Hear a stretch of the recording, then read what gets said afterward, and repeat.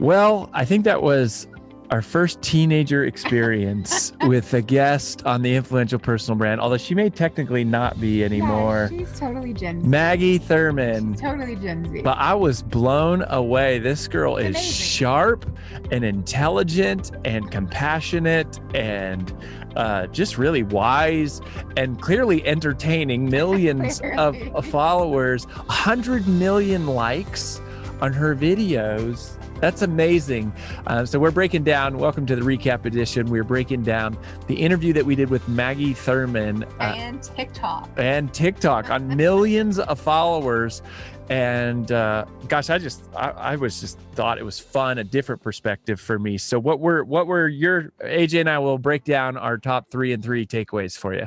Yeah, I think one of my biggest takeaways is something that we actually talk a lot about at Brand Builders Group, which is you are your own media channel. Like we always say, it's like you are your own media channel. And we live in a day and time where individuals with their social media platforms, podcasts, blogs, YouTube channels, that you can be your own media channel. Or like a network, each person. Yeah, it's like you're your own network. Yeah. And I thought this was an amazing testament, real life case study of what it means and what it looks like to be your own media channel, and in this specific medium on TikTok. Right. And she was talking about she's got friends in college who are 19 years old getting 6-figure brand deals. Yeah. For doing videos on TikTok. And here's what I love about this. This isn't about the platform paying you. These are true brand deals based on your viewership, right? So this is like I was an advertising major for a hot minute in college. Like this is like the Nielsen ratings, right? It's like how many people are watching and how much is each commercial worth. And that's what dictated commercial spend. And the exact same thing is happening now on all of these social platforms with brands going, you align with our brand.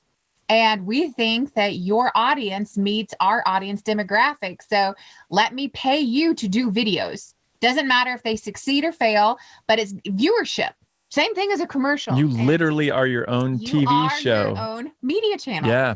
And I just thought she was such a great real life case study of someone who's doing it and figuring it out. And she's completely supporting herself right now through her TikTok brand deals. And not every Gen Zer is living at home with the parents. Some of them are rolling in Lamborghinis and Ferraris from videos they're making. Well, that was my first and biggest was like, yeah, it's like, this is a great case study testament of you are your own media channel. Yeah. And in this case, like, and think about it. You got to think about it that way. Think about it that way. And so anyways, I have others. All right. Well, I'll dovetail on that. So for me, I one of the things that I was left with was that there's basically like, there's 4 ways, to monetize as a pure creator.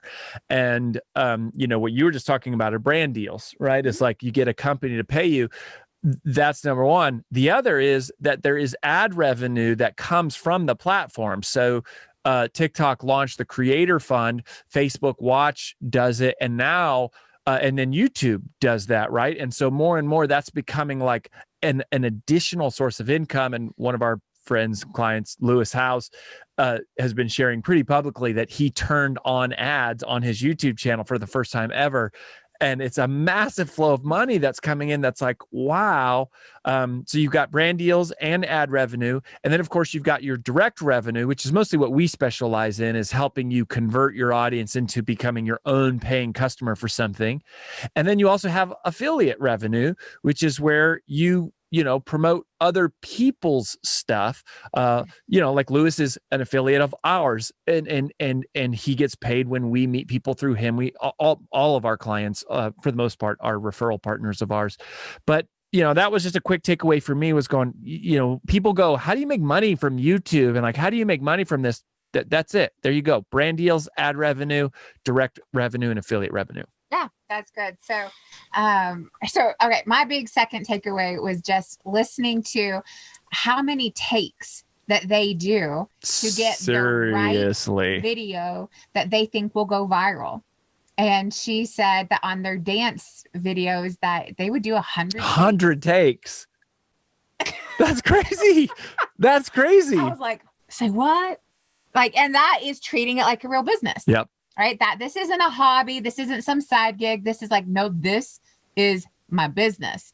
This is my brand. This is how I want to be represented. This is the quality of content that I put out. In her case, it's entertainment, in the former part of what she was doing.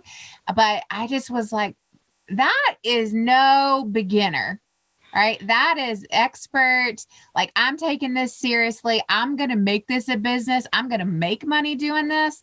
Like, I don't even know that many professionals who will make 100 Amen. drafts, right? So it's like, yeah, girl, you should be getting 6 figures. If you're doing 100 takes to get one, 60 second, 10 second. 10-second video, you dang straight. Like, you need to be getting that's what it takes. And I just was like, girl, which you don't see. Preach it. You don't see that part of it. You just like, whoa, a 60-second video with millions of views. And she said, yeah, it's like we would, and I love that she does it with her dad because it's so much of her brand. Yeah. And we know. Plus, he's cool. We interviewed him a few weeks ago. But I think that would, to me, was just like, that is you taking this seriously. This isn't something that you're just slapping some content up. Well, this is scheduled. This is planned. This is practiced, and this is perfectly curated for your audience. And that was my second takeaway too, was, I don't know if you caught this. She said 3 hours of editing for every 1 minute of video. So you've got the 100 takes, and then you got 3 hours of editing, right? This is a business. It's an art form. It's a science. Like, excellence. This is from a great book called Take the Stairs back in the day. Like, amazing. One of the best books ever.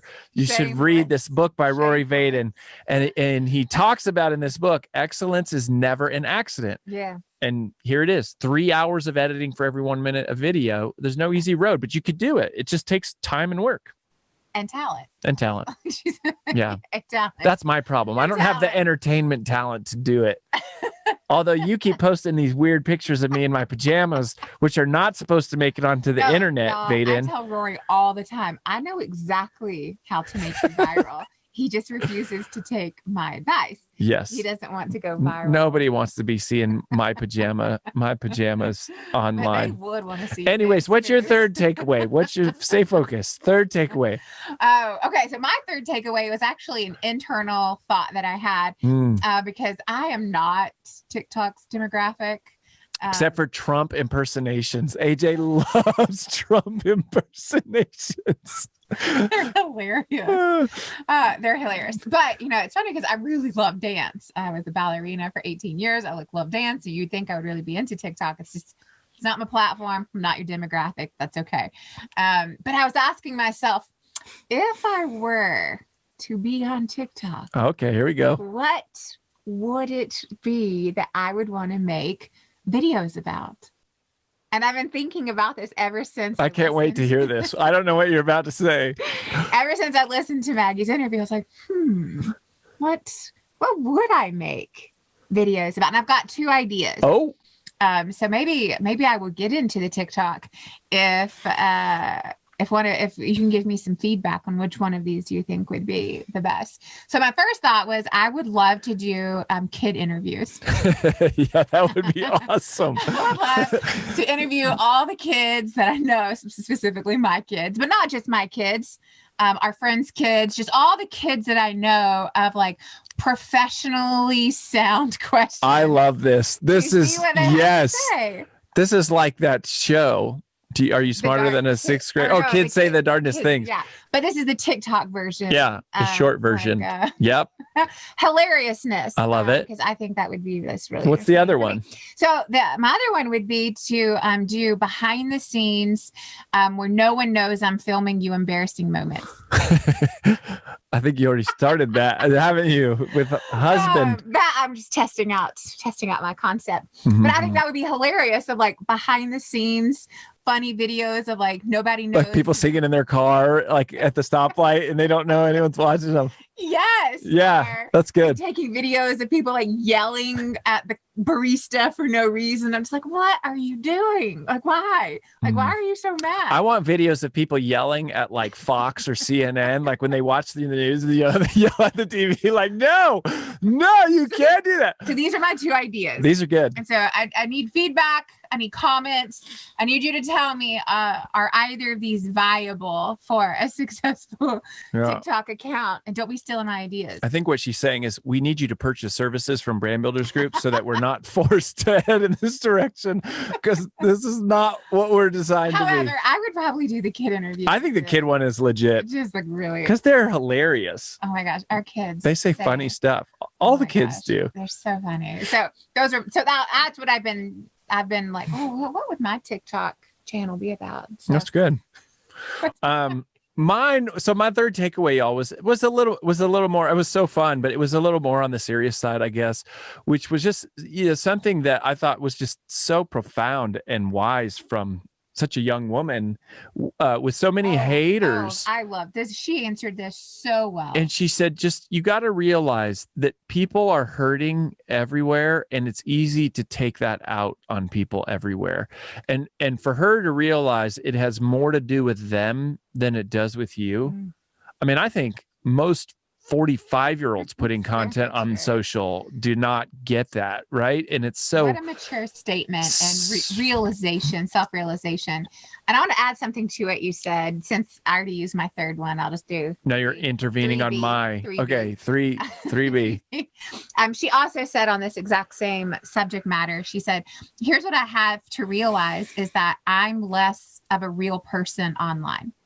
Like to them, they think of you as just a fake, a character. I don't have a family, right? You don't know me. You don't know my background. You don't know my backstory. You don't know the struggles or the successes. Like, I'm not as real online. So it's easier to be mean to someone that you don't actually know. You forget that I'm a real human being with real feelings and real issues and real things going on. And when I'm just a face behind a dance video, people forget that, oh yeah, that's a real human being. Yeah. And I thought that was just such a mature insight of any age of just, it's like when you don't know someone, it's easy to talk smack and be mean and hate on them because you forget, oh yeah, like this impacts them. This is a real person with real feelings. I thought it was just really, really wise. Absolutely. Well, there you have it. Go listen to the interview with Maggie Thurmon.